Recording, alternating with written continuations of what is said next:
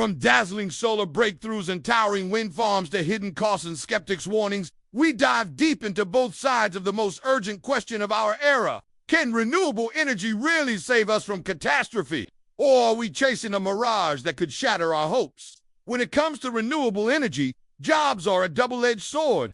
On one hand, they offer a path toward a greener future and a healthier planet. On the other, they come with challenges. For instance, the mining of rare minerals like lithium for batteries can harm local communities and ecosystems. These materials are crucial for electric vehicles and renewable energy storage, which has raised concerns about the environmental and social consequences of their extraction. Moreover, the shift towards renewables can also lead to job losses in traditional fossil fuel industries. This transition has sparked debates over how to manage these changes and ensure that workers are not left behind. Countries like Germany have grappled with integrating renewable energy sources like solar and wind into their power grids, facing challenges that include grid instability due to the fluctuating nature of these energy sources. Despite these hurdles, the potential benefits of renewable energy, such as reduced pollution and greenhouse gas emissions, remain a driving force for many countries to continue investing in and developing these technologies. One of the most significant advantages of renewable energy is its potential to create jobs. According to a report by the International Renewable Energy Agency, the renewable energy sector already employs over 12 million people worldwide. The report highlights that investments in renewable energy projects can stimulate economic growth and job creation in various sectors, including manufacturing, construction, and maintenance. This can be particularly beneficial for developing countries seeking to diversify their economies and reduce poverty. However, as mentioned earlier, these jobs may not always be located in the same regions as traditional fossil fuel industries, requiring workers to relocate or acquire new skills. But it gets even more complicated. Let's talk about who's making these decisions and why. Often it seems like a handful of big players calling the shots, leaving many of us feeling like we're just along for the ride.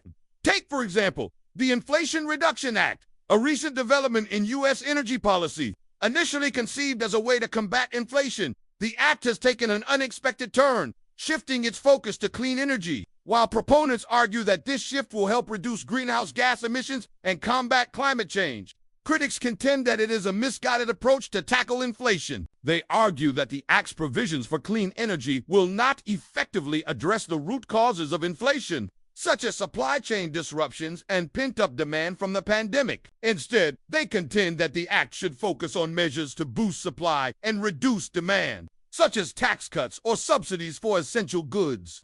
This sudden change in direction has left many questioning the true motivations behind the act and whether the government is overstepping its authority by pursuing climate goals at the expense of economic stability. Now, let's look at the European Union. Their proposed Green Deal aims to make the EU the world's first climate-neutral continent by reducing greenhouse gas emissions by 55% by 2030. It includes policies such as the European Green Deal and the Carbon Border Adjustment Mechanism. However, these policies have faced opposition from some member states and industries, which argued that they will harm their economies and competitiveness.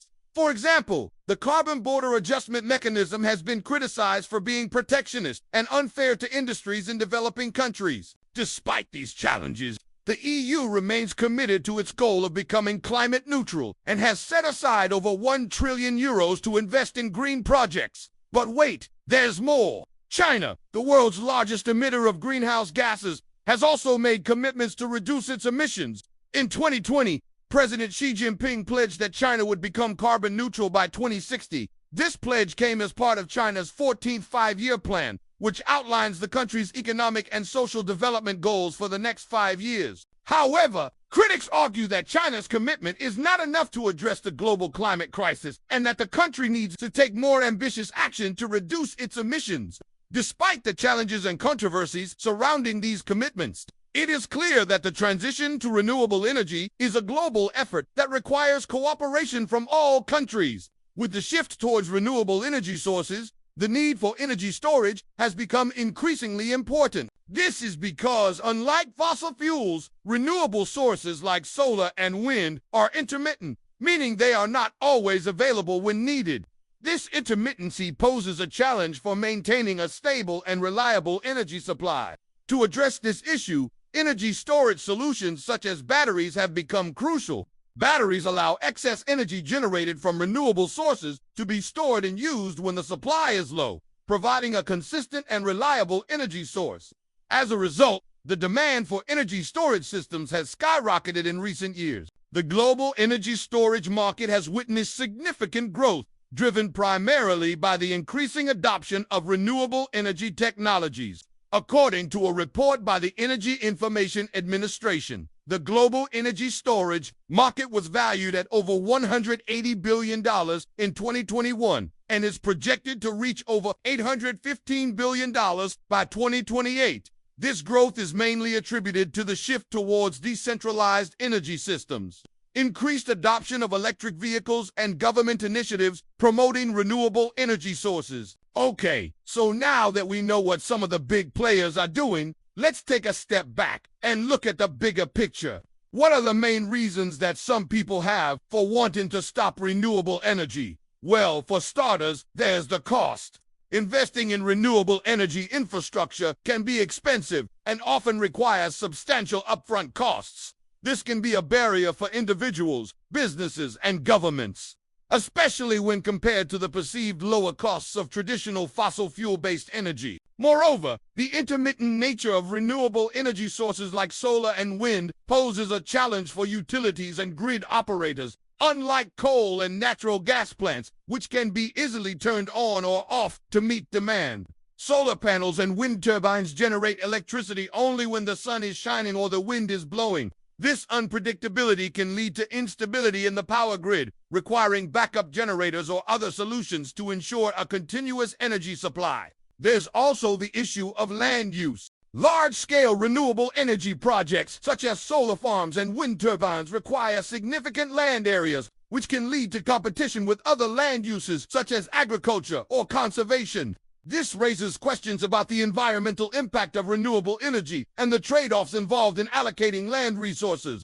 Some argue that the production of renewable energy technologies also contributes to pollution and environmental degradation. For example, the mining of materials such as lithium and cobalt for use in solar panels and batteries can have negative impacts on local ecosystems and communities. Similarly, the manufacturing process of wind turbines involves the use of potentially harmful substances that can pose risks to the environment. Additionally, opponents of renewable energy sometimes raise concerns about the reliability and efficiency of these technologies. They argue that solar panels and wind turbines have lower energy conversion efficiencies compared to fossil fuel plants, and that they require regular maintenance that can be costly and time-consuming.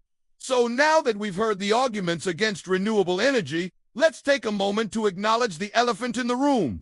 What are the potential dangers of continuing to rely on fossil fuels? Well, for starters, there's the issue of climate change. Burning fossil fuels releases harmful greenhouse gases into the atmosphere, which contribute to global warming and climate change. This can have serious consequences for the planet, including rising sea levels, more extreme weather events, and disruptions to ecosystems. There's also the problem of air pollution. Fossil fuel combustion releases pollutants such as sulfur dioxide, nitrogen oxides, and particulate matter into the air. This can have adverse effects on human health, including respiratory problems, cardiovascular disease, and even cancer. Furthermore, the extraction and transportation of fossil fuels carry inherent risks. Oil spills and gas leaks can cause significant environmental damage and pose threats to wildlife and human populations. The volatility of energy prices, geopolitical tensions, and the potential for resource depletion also add to the complexity and risks associated with fossil fuels. To better understand the topic, let's break down the pros and cons of two popular forms of renewable energy, solar and wind. Solar energy offers several advantages. It's clean and sustainable, reducing reliance on fossil fuels and lowering greenhouse gas emissions. Solar power systems have become more efficient and cost-effective in recent years, making them an attractive option for homeowners and businesses. Additionally, solar energy can be harnessed on a small scale, providing energy independence and resilience to individuals and communities.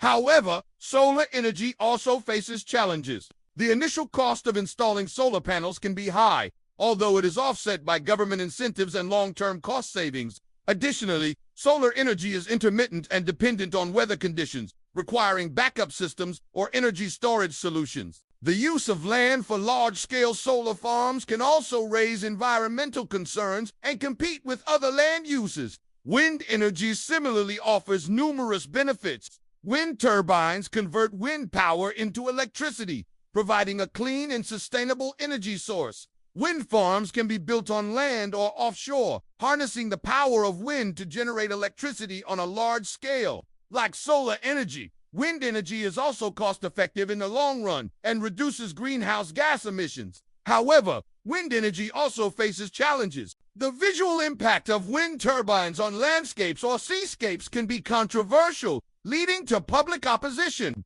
Additionally, wind turbines can impact wildlife, particularly birds and bats, through collisions with the turbine blades. Noise generated by wind turbines can also be a concern for nearby residents. All right, so we've covered a lot here, but let's wrap it up with this. So does renewable energy really work? Well, that's not a simple yes or no question. It works in the sense that renewable energy sources like solar and wind do produce energy. But whether that energy can effectively replace fossil fuels to power our society is a complex question.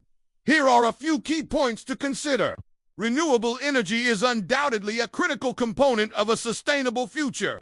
But relying solely on renewables without addressing fundamental issues such as energy efficiency, storage, and grid infrastructure is insufficient to drive systemic change. Moreover, achieving a complete transition to renewable energy will require significant investment, technological advancements, and policy support. It's essential to recognize that renewable energy alone cannot single-handedly solve all of our energy and environmental challenges. While renewable energy sources like solar and wind are essential for a sustainable future, it's important to have realistic expectations about their capabilities and limitations. Achieving a complete transition to renewable energy requires a multifaceted approach that addresses issues like energy storage, grid infrastructure, and behavioral changes. Collaboration between governments, businesses, and individuals is crucial to drive innovation, invest in renewable energy, and implement effective policies. Hey, thanks for watching. We appreciate your support and hope that you keep coming back for more. If you have any thoughts or opinions on this video, please share them below. Your feedback is valuable to us and helps us improve. And if you haven't already, hit that subscribe button. We have lots of fascinating topics and intriguing questions that we can explore together. Thanks again for watching, and we'll see you in the next video.